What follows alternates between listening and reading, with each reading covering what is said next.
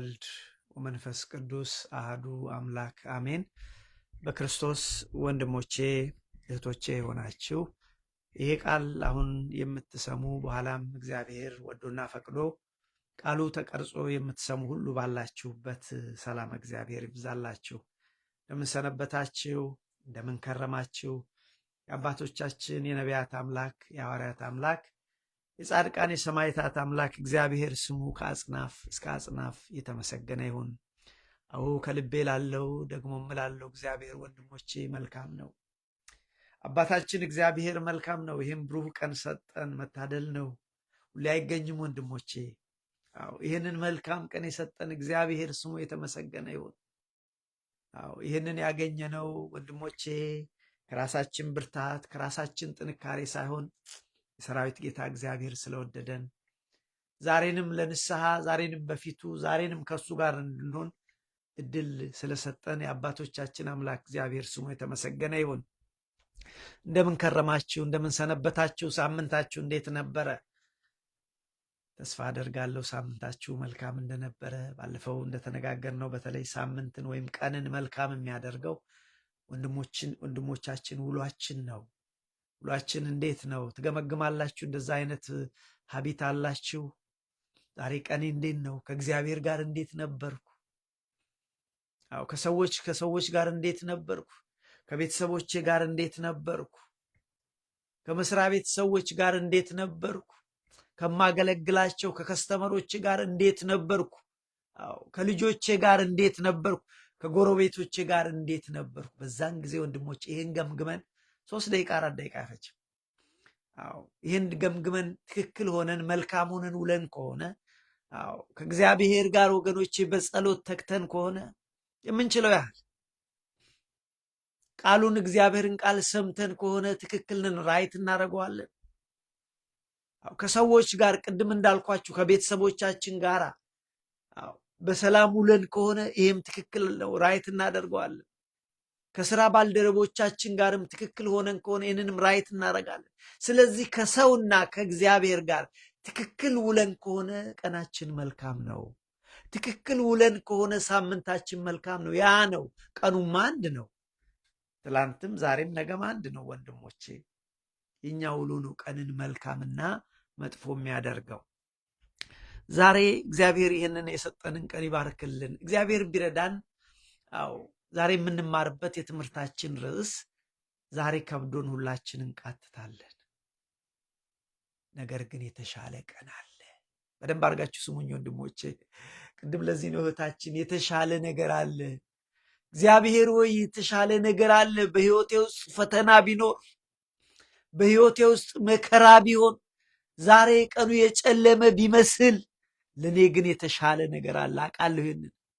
ልክ ነው። ዛሬ ከብዶኛል፣ ዛሬ እየቃተትኩ እገኛለሁ፣ ነገር ግን ለእኔ የተሻለ ነገር አለ ብላ እህታችን ዘመረች። ደስ የሚያሰኘው ዝማሬ አያችሁ። እንደዚሁ ወገኖቼ ለእኔና ለእናንተ ለክርስቲያኖች በእግዚአብሔር ለሚያምኑ ሰዎች ምንም እንኳን ዛሬ የፈተና ቀን ምንም እንኳን ዛሬ የመከራ ቀን ቢሆን እንኳ ከፊታችን የተሻለ ቀን አለ። በዚህ ደስ ይለናል። ከፊታችን ተስፋ አለ። እኛ እንደማያምኑ ሰዎች አይደለንም። ለዚህ ነው ዛሬ የምንማረው። ዛሬ ሁላችን ከብዶን እንቃትታለን። ሁላችን ሲባል ሪሊ ሁላችን ማለት ነው። በትልቅ ሙያ ደረጃ ሀገር የሚመሩ ፕሬዚደንት፣ ጠቅላይ ሚኒስትር ቢሆኑ ወይም ትልቅ ካምፓኒን ኦን የሚያደርጉ ባለቤት የሆኑ ወይም ሲኢኦ ሆነው የሚሰሩ ቢሆኑ ወይም በታችኛው የስራ የመጨረሻው የስራ ጥግ ላይ የሚሰሩ ሰዎች ቢኖሩ ሁሉ ሰው በዚህ ዘመን ላይ ወገኖቼ አዎ ከብዶት ይቃትታል። አዎ ከብዶን ዛሬ እንቃትታለን ይላል እግዚአብሔር ቃል።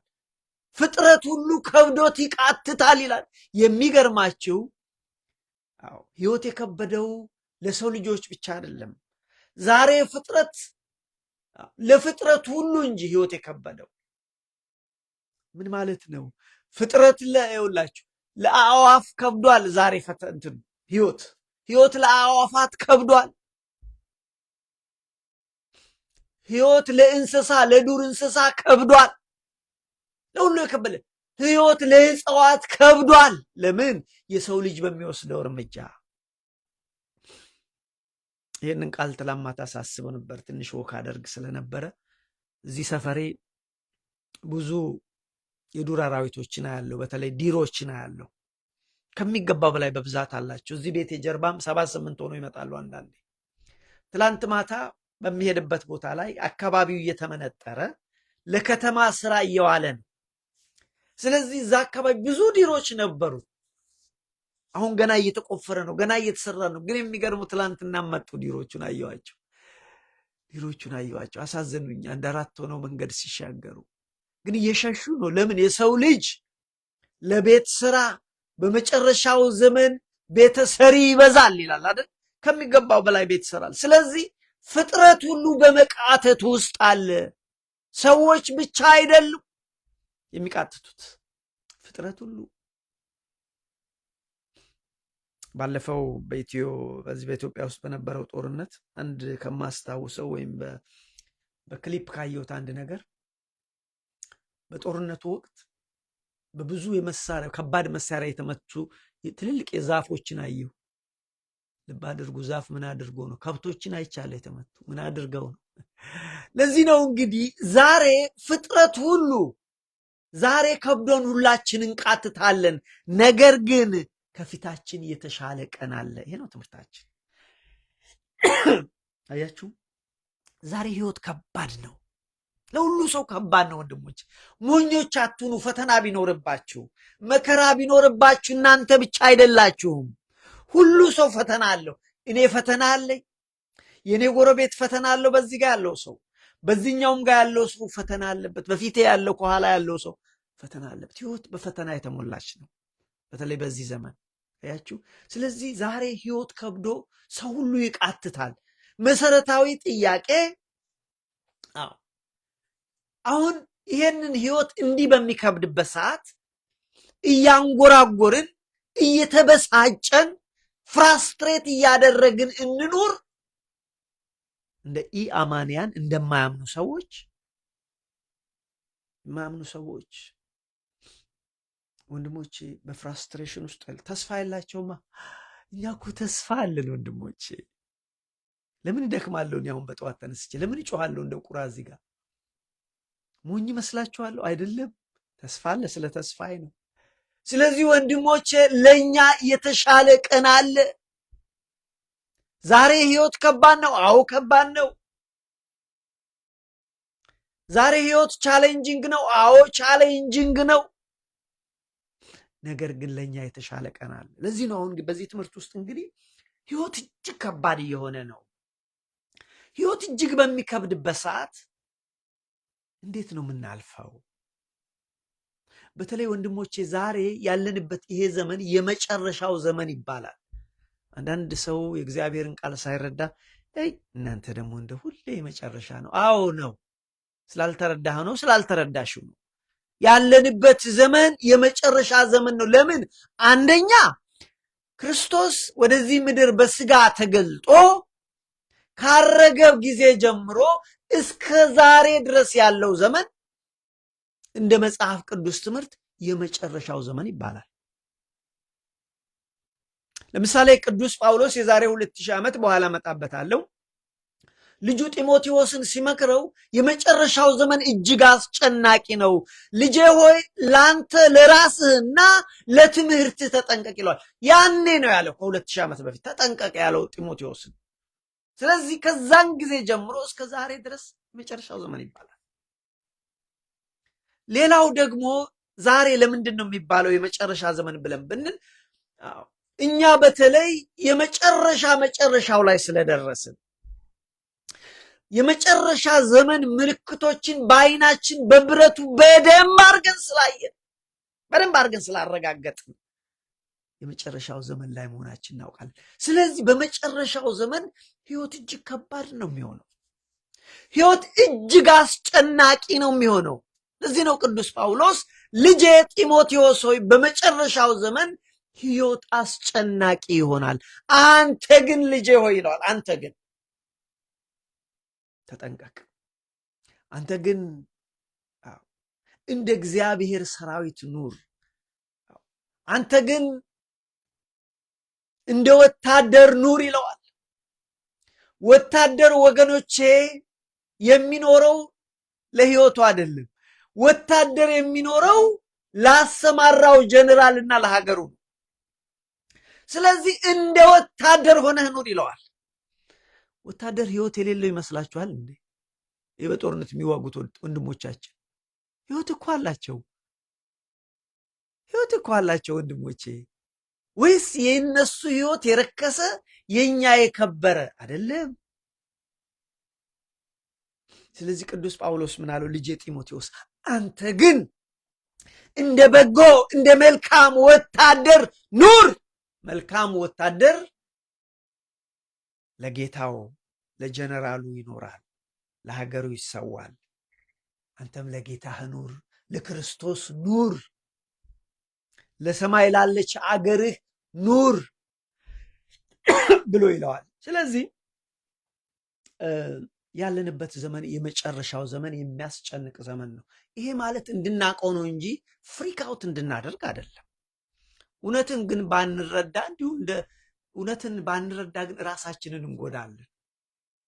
ስለዚህ የዚህ የትምህርት ዓላማው ምንድን ነው ብላችሁ ብትጠይቁኝ አጠር ባለ መልኩ የመጨረሻው ዘመን እጅግ አስጨናቂ እንደሚሆን ተረድተን እንዴት ነው ይህንን የመጨረሻ ዘመን የምናልፈው? እንደ ኢአማንያን እንደማያምኑ ሰዎች በብስጭት በፍራስትሬሽን ሰውን ሁሉ በመጥላት ቤተሰባችንን በመጥላት ለምን ባለብን ሸክም ምክንያት እንደዛ ነው የምንኖረው ነው ወይንስ ወገኖቼ እንደ እግዚአብሔር ሰዎች የእግዚአብሔር ሰዎች ወገኖቼ የሚኖሩት እነሱ ለጌታቸው ነው። የክርስቶስ ባሮች የሚኖሩት ለጌታቸው ለክርስቶስ ነው። ስለዚህ ባሪያ ለጌታው እንደሚኖር አሁን ባሪያ ቤት ውስጥ ስላለው ነገር ጉዳዩ አይደለም፣ ቢያልቅ ባያልቅ ጉዳዩ አይደለም። ለምን እሱ በቃ እሱ ጌታውን ማስደሰት ነው የሱ ዓላማ። የሱ ዓላማ የባሪያ ዓላማ ጌታውን ማስደሰት ነው። ስለዚህ ወንድሞቼ የመጨረሻው ዘመን እጅግ አስጨናቂ ስለሚሆን የእግዚአብሔር ሰዎች ይህን የመጨረሻ ዘመን እንዴት ነው የሚያልፉት ነው ይህንን ለማሳሰብ ነው።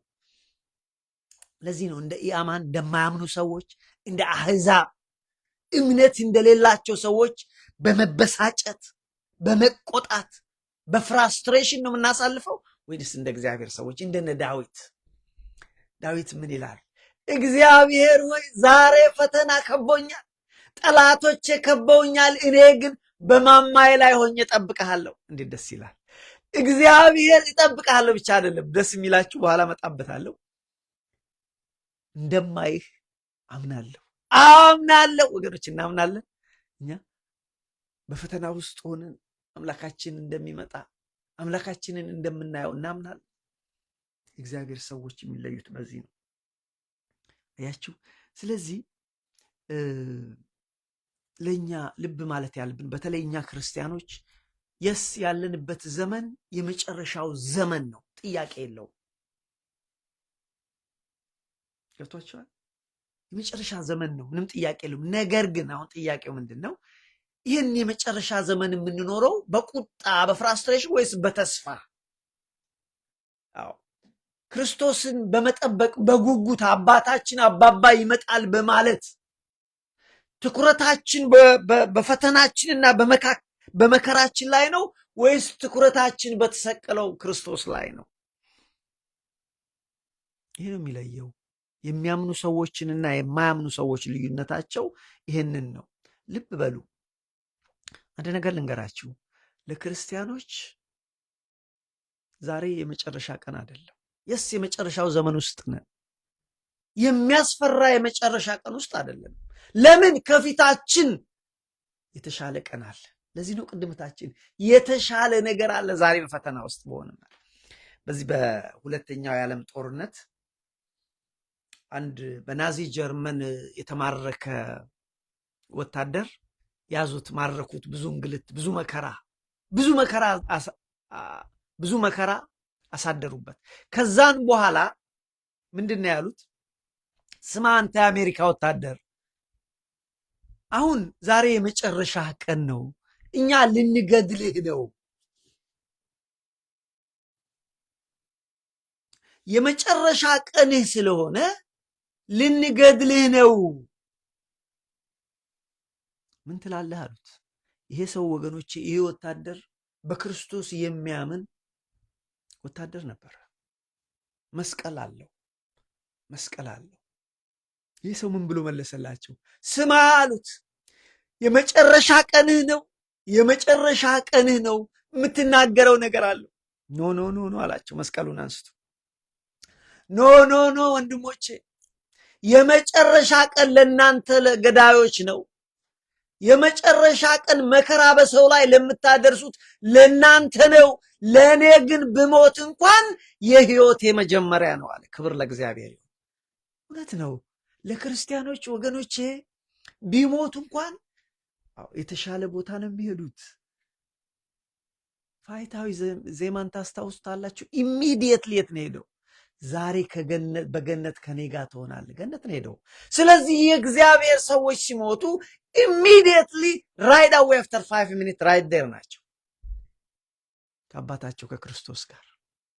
ስለዚህ ይሄ ሰው ምን አለ? እናንተ ክፎች፣ እናንተ ገዳዮች፣ የመጨረሻ ለእናንተ ነው፣ ለእኔ ግን የህይወት መጀመሪያ ነው አለ። እንደዛ ነው ወገኖች። ስለዚህ ለእኛም ለክርስቲያኖች የምንኖርበት የመጨረሻ ዘመን ይሁን እንጂ ወገኖቼ ከመጨረሻው በኋላ የተሻለ መጀመሪያ አለ። ለዚህ ነው በፍራስትሬሽን መኖር የለብንም፣ ይልቅ በተስፋ መኖር ያለብን። ለዚህ ነው። ስለዚህ ለዚህ ነው እኛ ክርስቲያኖች እንደ ኢአማንያን ፈተና ሲበዛብን፣ ህይወት ሲከብደን በብስጭት መኖር የለብንም። ቀላል ነው እያልኩ አይደለም። we have to try to remember ዓላማችንን፣ ማንነታችንን እንረዳ፣ አንርሳ።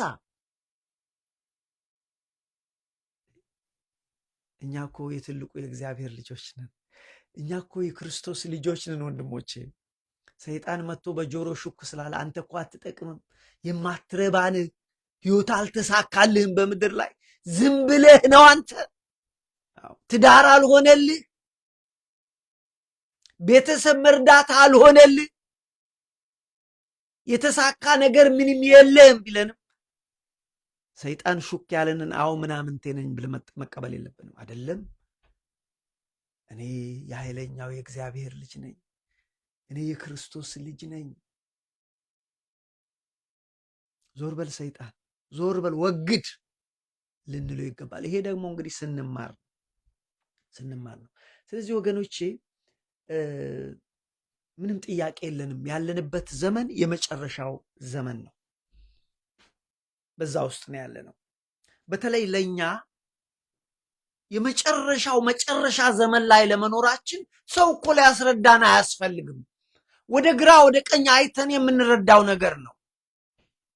ዛሬ እኮ ወንድሞቼ ህይወት እኮ እጅግ ከባድ የሆነበት ነው። መኖር ከባድ የሆነበት ነው። ከዚህ በለጠ ምን ማስረጃ ትፈልጋለህ? መኖር እኮ ከባድ የሆነበት ነው። ኑሮ እጅግ የተወደደበት፣ ሰው ሁሉ የሚያማርርበት፣ አንድ ደስ የሚለው ሰው የሌለበት ቀን እኮ ነው፣ ዘመን እኮ ነው ወንድሞቼ። ክርስትና ራሱ ከባድ የሆነበት፣ ቤተ ክርስቲያን መሄድ ከባድ የሆነበት፣ ብንሄድ እንኳን ለነፍሳችን እረፍት አናገኝም። ለምን? የመጨረሻው ዘመን ነው። በመቅደሱ በቅድስናው ቦታ ርኩሰትን ስለምናይ፣ በቤተ መቅደስ ሄደን ነፍሳችን ስለማታርፍ ወገኖቼ፣ ስለዚህ ክርስትና ራሱ ከባድ ነው። ስራ እኮ ከባድ ነው ወንድሞቼ። ስራ መስራት እጅግ ከባድ ነው። ዛሬ ስንት በስራው ደስ የሚለው ሰው አለ? አይ ዶንት ቲንክ ሶ። አላቅም እኔ በፐርሰንቴጅ እንደው 0.001% ይኖር ይሆን? 99.9 ሰው በስራው ደስተኛ አይደለም። ኢትስ ናት አባውት ፔይ። ትልቅ ብር ሊከፈለን ይችላል፣ ግን ትልቅ ብር የሚከፈለን እኮ አስጨንቀውን ነው። ብዙ ብር ሊከፈለን ይችላል፣ ወንድሞቼ እኛ ብዙዎቻችን የመጣንበት ቤተሰብ ሲያሳድገን ሲያስተምረን ለቁም ነገር ሲያደርሰን ቤዛ ቤስቲ ሳይኖረው ነው። ብዙዎቻችን ምንም ነገር ሳይኖራቸው ምንም ነገር የዕለት እንጀራ እግዚአብሔር ከሰጣቸው እኔ በዛ አይነት ህይወት ውስጥ አልፌ የመጣው ሰው በዛን ሰዓት ቤተሰቦች በዛ መልክ የነበራቸውን ደስታ እኔ ዛሬ የለኝም። እኔ ዛሬ ብዙ ብር ልሰራ እችላለሁ። ቀያችሁ ገንዘብ አይደለም። ለምን ያንን ገንዘብ ራሱ የምናመጣው ወገኖቼ በመከራ ነው። ብዙ ገንዘብ ልታገኝ ትችላለህ። መልካም ቤት ውስጥ ልትኖር ትችላለህ።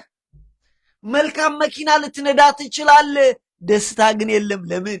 ያለንበት ዘመን የመጨረሻው ዘመን ነው። ስለዚህ ስራ እጅግ ከባድ ነው። ከቤተሰብ ጋር መኖር ከባድ ነው። ከዘመድ ጋር በፍቅር መኖር ከባድ ነው። ፍቅር ቀዝቅዟል። ከወንድሞች ከእህቶቻችሁ ጋር በሰላም ትኖራላችሁ? ኖ ኖ ኖ፣ በሰላም አይኖርም። በሰላም የለም።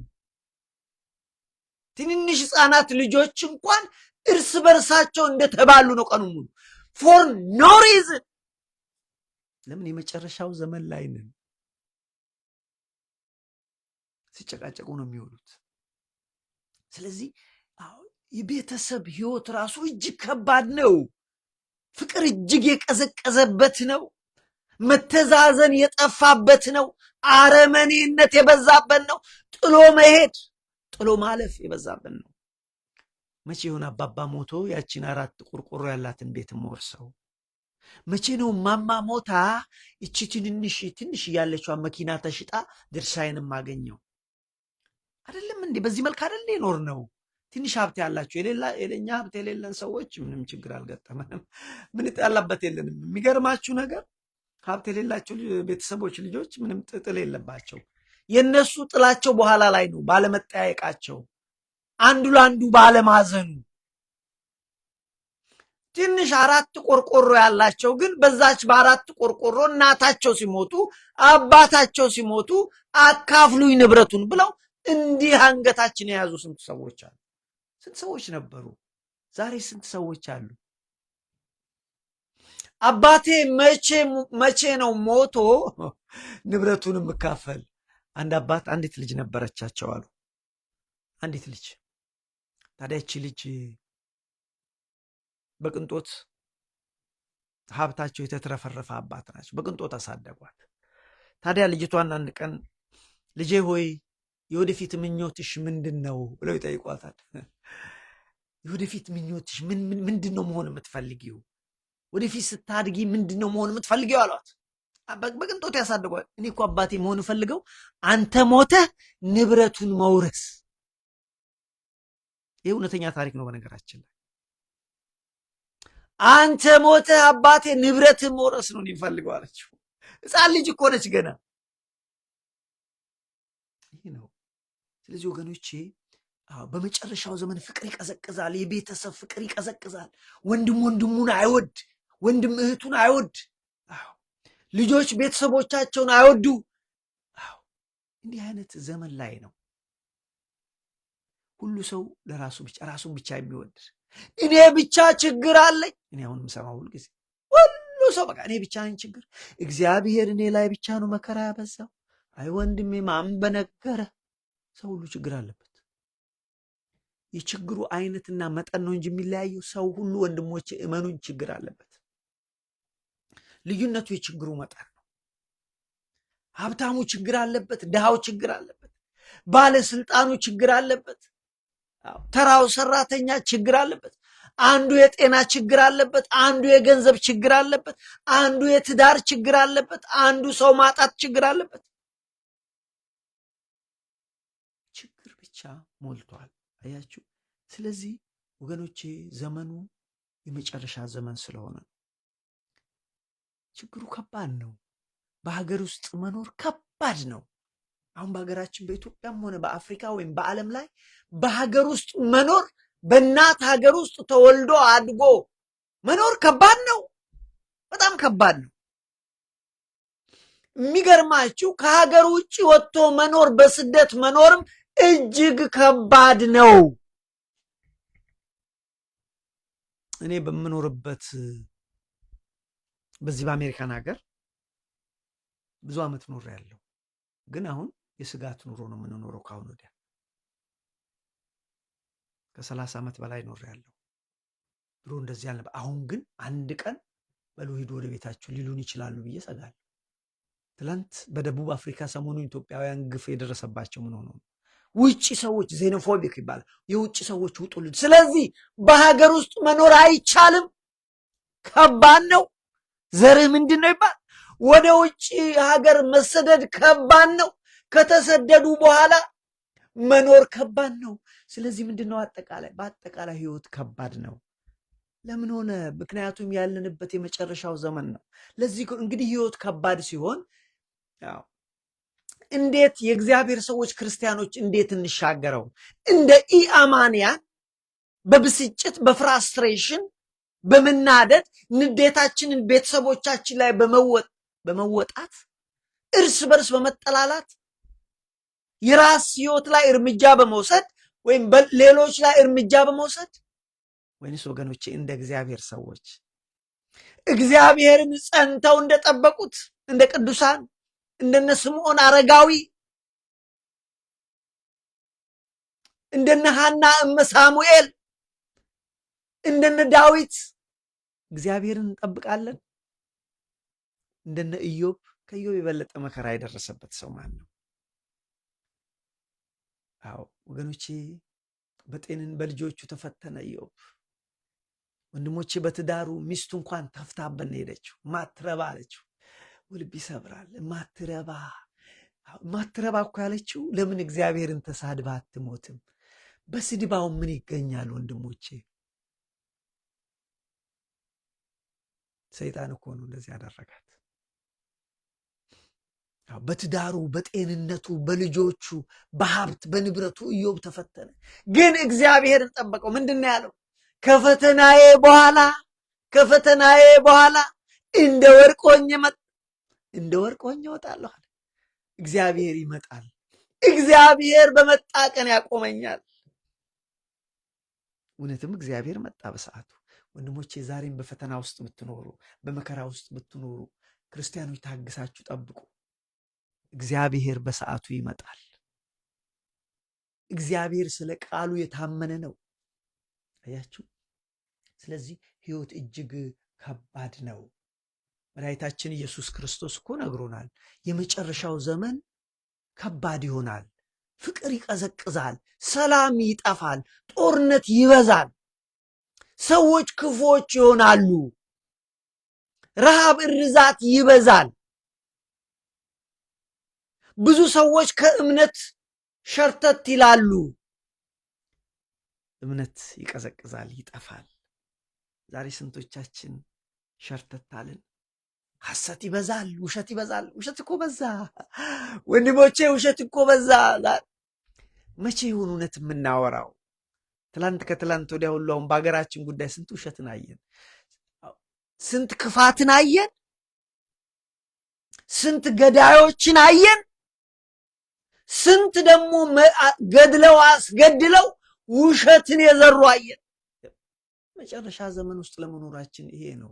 ሌላ ምን ማስረጃ ወንድሜ ትፈልጋለህ? እህቴ ሌላ ምን ማስረጃ ትፈልጊያለሽ? መድኃኒዓለም ነገረን። ሂድ ማቴዎስ 24ን አንብበው። መጨረሻው ዘመን እንደዚህ ይሆናል። ስለዚህ እኛ ክርስቲያኖች በመጨረሻው ዘመን እንዴት እንኑር? አይናችንን ትኩረታችንን በፈተና በመከራችን ላይ አድርገን እንኑር ወይንስ ከሱ ላይ ከመከራው ላይ አንስተን ወደ ተስፋችን ወደ ተቀደሰው ተስፋችን ወደ አምላካችን ወደ አባታችን ወደ ክርስቶስ መምጣት? አባባ ይመጣል፣ ጌታ ይመጣል፣ ነገሮችን ይለወጣሉ፣ የተሻለ ቀን አለ። ለዚህ ነው ትምህርታችን ዛሬ ሁላችን በመቃተት ውስጥ በምጥ ውስጥ አለን፣ ግን ለኛ የተሻለ ቀን አለ። ስለዚህ የመጨረሻው ቀን እጅግ አስጨናቂ ነው። እግዚአብሔር ቃል ይላል፣ ክርስቶስ አስተማርን። በቃ የመጨረሻው ቀን እንደዚህ ነዋል። ክርስቶስ ብቻ አይደለም፣ ሐዋርያት አስተማሩ። ቅዱስ ጴጥሮስ አስተማረን። ቅዱስ ጳውሎስ አስተማረን። ምን አለ ቅዱስ ጳውሎስ? በዘመኑ ልጁ የሆነውን ወንድሞቼ ጢሞቴዎስን ምንድን ነው ያለው? የመጨረሻው ዘመን ልጄ ወይ እጅግ አስጨናቂ ይሆናል። ጢሞቴዎስ ስማ ልጄ። ወዚዝ ሜንቶር አስተማሪውም ነው ሜንቶሩም ነው። በስፒሪቹዋል ህይወት የሚያሳድገው ልጄ የመጨረሻው ዘመን አስከፊ ነው። ስለዚህ አንተ ለአገልግሎትና ለራስ ተጠንቀቅ። በአገልግሎት ውሸት እንዳታስተምር፣ ሰውን ደስ ለማሰኘት ጨምረህ ቀንሰህ እንዳታስተምር። ለራስም ደግሞ በመንፈሳዊ ህይወትህ ዓለሙን ተመልክተህ የወደቁትን አይተህ እንዳትወድቅ ተጠንቀቅ። ለራስህና ለትምህርት ተጠንቀቅ እያለ የመጨረሻው ቀን እጅግ አስጨናቂ ይሆናል ይላል። እንደዚህ ይላል፣ አንብብላችሁ። የመጨረሻው ዘመን እጅግ አስጨናቂ ይሆናል። ሁለተኛ ጢሞቴዎስ ምዕራፍ 3 ላይ ነው። እንደዚህ ይላል፣ ነገር ግን በመጨረሻው ቀን የሚያስጨንቅ ዘመን እንደሚሆን ወቅ። ያኔ እኮ ነው ያለው። ያኔ 2000 ይርስ ጎ። ነገር ግን በመጨረሻው ቀን የሚያስጨንቅ ዘመን እንደሚመጣ ወቅ። በመጨረሻው ዘመን አለ ሰዎች ራሳቸውን የሚወዱ ይሆናል። አልሆነም? ዛሬ ወንድሞች ራሳቸውን የሚወዱ ሁሉ ሰው ራሱን የሚወድ ነግራችሁ እንደው አላውቅም። እኔ ግራጁዌሽን ላይ አንድ ህጻናት ልጆችን ከማስተምራቸው ከምመክረው አንድ ነገር ፕሊዝ ትራይ ናት ቱ ቢ ሰልፊሽ። እውነትም ልጆች ሰልፊሽ ናቸው፣ በጣም ሰልፊሽ። እኛም ሰልፊሽ ነን። አሁን ደግሞ ከኛ የባሱ ፍጥረቶች አሉ፣ ራሳቸውን ብቻ ሰልፊሽ። እነሱ ከተመቻቸው እናቴ አባቴ ቀልዳል። ስለዚህ ምንድን ነው የሚለው? ነገር ግን በመጨረሻው ቀን የሚያስጨንቅ ዘመን እንደሚመጣው ሰዎች ራሳቸውን የሚወዱ ይሆናሉ። ሰዎች ገንዘብን የሚወዱ ይሆናሉ። አቤት አቤት አቤት! አየነው ሰዎች ምን ያህል ገንዘብን እንደሚወዱ፣ ምን ያህል ገንዘብን ወገኖቼ በመስቀል ላይ ሰቅለዋት እንደሚያመልኳት አየን። እኛ አገልጋዮች ስንቶቻችን ብርን በክርስቶስ ፋንታ ተክተን መስቀሉ ላይ ብሩን አስቀምጠን ስንቶቻችን ሰግደናል? ስንቶቻችን። በዚህ ምክንያት ስንቶቻቸው ከእምነታቸው በመጨረሻው ተሸርፈታሉ። አዩና ዛሬ አገልግሎታችንን ተደራድረን አይደል? እባካችሁ ጸሎት አድርጉልን፣ የታመመ ሰው አለ፣ ስንት ብር ትከፍላላችሁ? ዛሬ በቤታችን እንደዚህ አይነት ፕሮግራም አለ፣ ትመጡልን አላችሁ፣ ትዘምራላችሁ፣ ታስተምሩን አላችሁ፣ ስንት ብር ትከፍላላችሁ?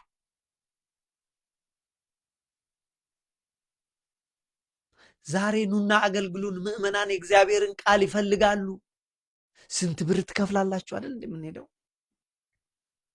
ስለዚህ በመጨረሻው ሰው ዘመን ምን ይሆናል? ሰዎች ገንዘብን የሚወዱ ይሆናሉ፣ ትምክተኞች ይሆናሉ። ከኛ ውጭ ማን አለ የሚሉ፣ ማን ጀግና አለ ከኛ ውጭ? ከኛ ውጭ አዋቂ ማን አለ? ነው ከሁሉ ቦታ ያለው። ትዕቢተኞች ይሆናሉ፣ ተሳዳቢዎች ይሆናሉ። አቤት ስድብ!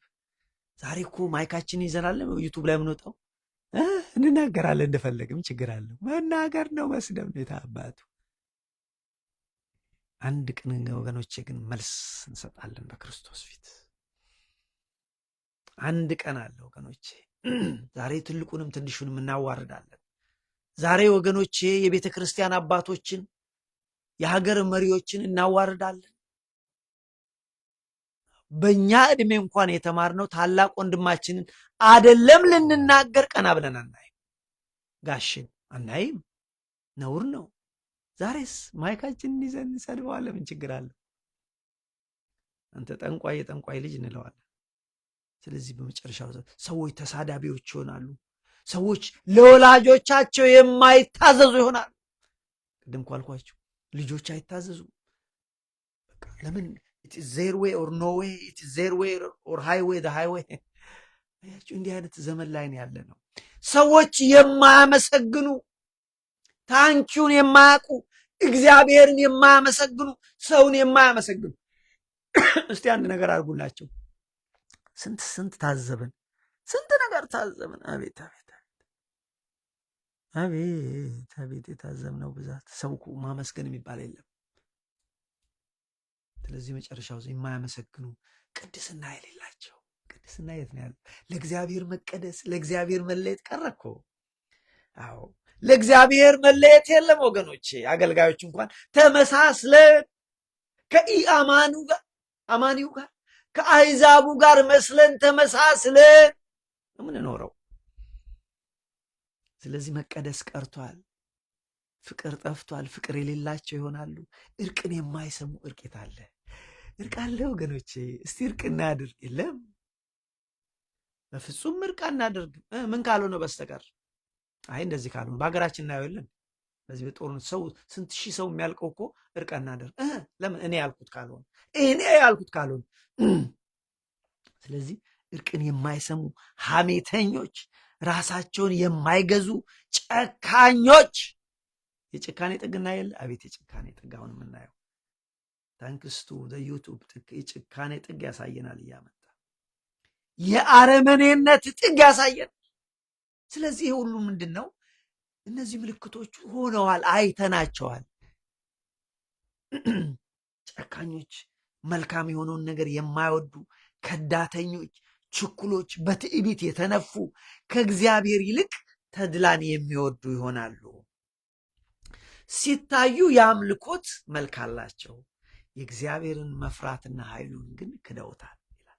ስለዚህ በአጠቃላይ ወገኖች ምንድን ነው? ስለዚህ ያለንበት ዘመን እጅግ ከባድ ዘመን ነው። በጣም ከባድ ነው። ህይወት ከባድ ነው። ስራ መስራት ከባድ ነው። ልጅ ማሳደግ ከባድ ነው። ትዳር ከባድ ነው። ከቤተሰብ ጋር በፍቅር መኖር ከባድ ነው። ስለዚህ መሰረታዊ ጥያቄ በዚህ ትምህርት ውስጥ ለምን እንዲሆን? ምክንያቱም የመጨረሻ ዘመን ውስጥ ነው። ስለዚህ ክርስቲያኖች እንዴት እንኑር ወገኖቼ? እንደ ኢአማንያን እንኑር? እየተበሳጨን ፍራስትሬት እያደረግን፣ ወይስ እንደ እግዚአብሔር ሰዎች እንደ ቅዱሳን በትዕግስት እግዚአብሔርን እንደጠበቁት እንደነ ዳዊት፣ እግዚአብሔርን በትዕግስት እንደጠበቁት እንደነ ኢዮብ፣ እግዚአብሔርን በትዕግስት እንደጠበቁት እንደነ እመ ሳሙኤል ሐና፣ እግዚአብሔር ሆይ ስድቤን አስወግድልኝ ብላ አለቀሰች መቅደሱ ፊት። ሊቀ ካህኑ እንኳን አንቺ ሰካራም ነው ያላት። እግዚአብሔር ጠበቀችው፣ ሳሙኤልን የመሰለ ልጅ ሰጣት።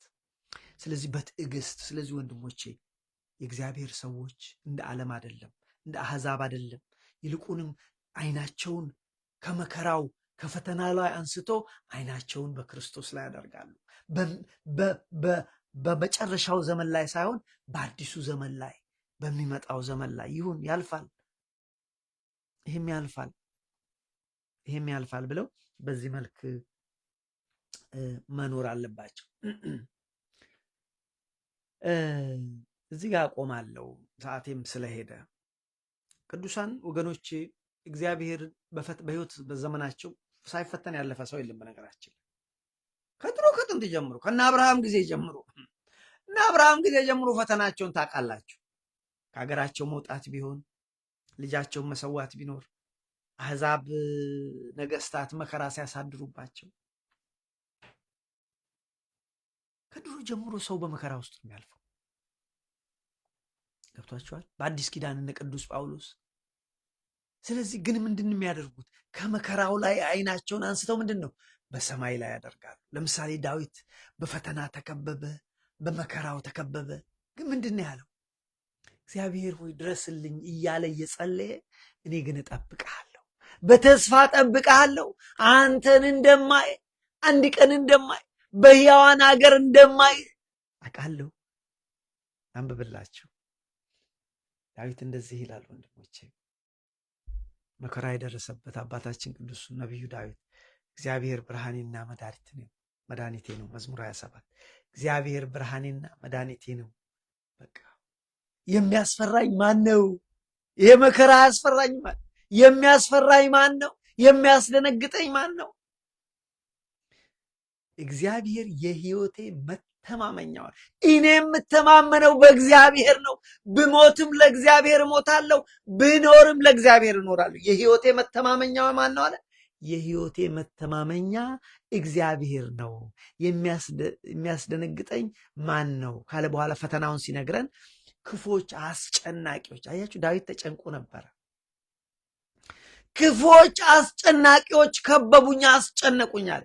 ክፉዎች አስጨናቂዎች ጠላቶቼ ስጋዬን እንደ አውሬ ሊበሉት በቀረቡ ጊዜ ተሰናክለው ወደቁ። እግዚአብሔር ደረሰልኝ። ስለዚህ ምን አለ? አሁን ፈተና አለብኝ። አዎ አለብኝ። ነገር ግን እኔ ዳዊት አለ ሰራዊት ቢሰፍርብኝ፣ ዙሪያዬን ብከበብ ማለት ሰራዊት ቢሰፍርብኝ ልቤ አይፈራም። ሰልፍ ቢነሳብኝ እኔ በእግዚአብሔር እተማመናለሁ። እንዲህ አለ። እኔ ግን መጨረሻዬን እኔ ዳዊት ግን አሁን ከገጠመኝ ፈተና ይልቅ መጨረሻዬን ተስፋዬን በእግዚአብሔር ላይ አደረግኩ ይላል። እንደዚህ ይላል ቁጥር 4 ላይ እኔ ግን ይላል እኔ ግን እግዚአብሔርን አንዲት ነገር ለመንኩት። ፈተና ውስጥ ያለ ሰው ነው እግዚአብሔር እንደዚህ አድርግልኝ አይደለም ያለው፣ ስለ ፈተናው ላይ አይደለም። እኔ ግን እግዚአብሔርን በዚህ ውስጥ ሁሉ ሆኜ እግዚአብሔርን አገኝ ዘንድ እግዚአብሔርን አንዲት ነገር ለመንኩት፣ እርሷን ብቻ እሻለሁ። በቃ በሕይወቴ ዘመን ሁሉ በእግዚአብሔር ቤት እኖር ዘንድ። ስለዚህ ዳዊት ወገኖቼ አይኑን ከመከራው ላይ ከፈተናው ላይ አንስቶ በእግዚአብሔር ላይ ያደረገ። ይሄ ነው ክርስቲያኖች በመጨረሻ ዘመን ማድረግ ያለባቸው። አይናቸውን ከፈተናቸው ከመከራቸው ከገጠማቸው ችግር ላይ አንስተው በእግዚአብሔር ላይ በክርስቶስ ላይ በተሰቀለው ክርስቶስ ላይ እንደዚህ አለ። እኔ ግን እግዚአብሔርን አንዲት ነገር ለመንኩት፣ እርሷን ብቻ እሻለሁ፣ በሕይወት ዘመኔ ሁሉ በእግዚአብሔር ቤት እኖር ዘንድ፣ እግዚአብሔርን ደስ የሚያሰኘውን አይ ዘንድ፣ መቅደሱን እመለከት ዘንድ። በቃ የኔ ዓላማ እግዚአብሔርን ደስ የሚያሰኘውን ማየት። የኔ ዓላማ እሱ ነው። ብኖር ለእሱ እኖርለታለሁ፣ ብሞት ነው የኔ ዓላማ። ቅዱሳን እንደዚህ ነው የኖሩት። ቅዱሳን ወገኖቼ መከራቸው ላይ አይናቸውን አላደረጉም። ይልቁንም እነሱ ደስታቸውን እግዚአብሔርን ደስ በማሰኘት ነው። እኛም እንደዛ ነው ማድረግ ያለብን እና በኋላ ላይ ከዛስ እንደዚህ ያለ ከዛ ከመከራው እግዚአብሔር በታደገው ጊዜ ቁጥር 5 ላይ በመከራ ቀን በድንኳን ሰውሮኛልና፣ በድንኳን መሸሸጊያ ሸሽጎኛልና፣ በአለት ላይ ከፍ ከፍ አድርጎኛልና፣ እነሆ አሁን በዙሪያ ባሉት በጠላቶቼ ላይ ራሴን ከፍ ከፍ አደረገ፣ በድንኳኑም የእልልታ መሰዋት ሰዋለሁ። እግዚአብሔር ሆይ አመሰግናለሁ፣ ከመከራ ያወጣኝ፣ ስበህ ታደከኝ፣ አመሰግናለሁ። ለእግዚአብሔር እቀኛለሁ፣ እዘምርለታለሁ። አቤቱ ወደ አንተ የጮኩት ቃሌን ስማኝ፣ ማረኛ፣ አድምጠኛል። አንተ ፊቴን እሹ ባልክ ጊዜ አቤቱ ፊትን እሻለሁ፣ ልቤ ግን አንተን አለ። ልቤ በቃ መከራዬ ላይ አይደለም፣ ይልቁንም ልቤ በአንተ ላይ ቀረ። ልቤ አንተን አለ። ፊትን ከኔ አትሰውር፣ ተቆጥተ ከባሪያ ፈቀቅ አትበል። ረዳቱ ነኝ፣ አትጣለኝ። የመድኃኒቴ አምላክ ሆይ አትተወኝ። አባትና እናቴ እንኳን ትተውኛል። ዳዊት እንኳን በዛን ዘመን አባትና እናቴ እንኳን ትተውኛል፣ እግዚአብሔር አንተ አትተውኝ። የፈተናውን ብዛት ነው የሚያሳየው። አባትና እናቴ ትተውኛል፣ እግዚአብሔር ግን እኔን ተቀበለኝ። አቤቱ መንገድህን አስተምረኝ፣ ስለ ጠላቶቼ በቀናው መንገድ ምራኝ ካለ በኋላ ስለ መከራዎቹ ሲናገር የሐሰት ምስክሮችና አመፀኞች ተነስቶብኛል። መከራ አለበት። ይኸው አመፀኞች ተነስተውብኛል፣ ውሸተኞች ተነስተውብኛል። እግዚአብሔር ለጠላቶቼ ፈቃድ አሳልፈህ አትስጠኝ። ግን በመንፈስ ቅዱስ ሆኖ ተስፋውን ደግሞ ነገረን። እኔ አይኔን እንደዚህ ነው ያለን፣ እኔ አይኔን ችግሬ ላይ ፈተናዬ ላይ መከራዬ ላይ አላደርግም። አውቃለሁ የተሻለ ቀን አለ። ለዚህ ነው ትምህርታችን ዛሬ ሁላችን ከብዶን እንቃትታለን፣ ግን የተሻለ ቀን አለ። ዳዊት ምን አለ? በመንፈስ ቅዱስ ሆኖ ምንድን ነው ያለው? እኔ ግን አለ እኔ ግን የእግዚአብሔርን ቸርነት በሕያዋን ምድር አይ ዘንድ አምናለሁ። ዛሬ ቢከብደኝም በሕያዋን ምድር ብሞት እንኳን ነገ አየዋለሁ። የእግዚአብሔርን ቸርነት በሕያዋን ምድር ላይ አይ ዘንድ አምናለሁ። እግዚአብሔርን ተስፋ አድርግ። ልቡ ሲመክ እግዚአብሔር ልጅ ነፍሴ ሆይ እግዚአብሔርን ተስፋ አድርጊ፣ በርቺ፣ ልቤ ጽና፣ እግዚአብሔርን ተስፋ አድርግ፣ እግዚአብሔርን ጠብቅ አለ። እንደዚህ ነው ያለው። እግዚአብሔርን ቸርነት በሕያዋን ምድር አይ ዘንድ አምናለሁ፣ እግዚአብሔርን ተስፋ አድርግ፣ በርታ፣ ልብህ ይጽና፣ እግዚአብሔርን ተስፋ አድርግ። ስለዚህ እኔ እግዚአብሔርን ጠብቃለሁ አለ። ወንድሞች እንደዛውም እኛ ክርስቲያኖች መከራው በበዛን ጊዜ፣ ፈተናውን በበዛብን ጊዜ በዚህ በመጨረሻው ዘመን አይናችንን ከመከራው ላይ አንስተን አይናችንን በአባታችን በእግዚአብሔር ላይ በተስፋችን ላይ። ስለዚህ ለእኛ ወገኖች የተሻለ ቀን ከፊታችን አለ ለማለት ነው። ያስተማረን የመከረን የአባቶቻችን አምላክ እግዚአብሔር ስሙ ከአጽናፍ እስከ አጽናፍ የከበረ የተመሰገነ ይሁን። አሜን። ሰላም እግዚአብሔር ይብዛላችሁ። ሰላም ሁኑ። አሜን።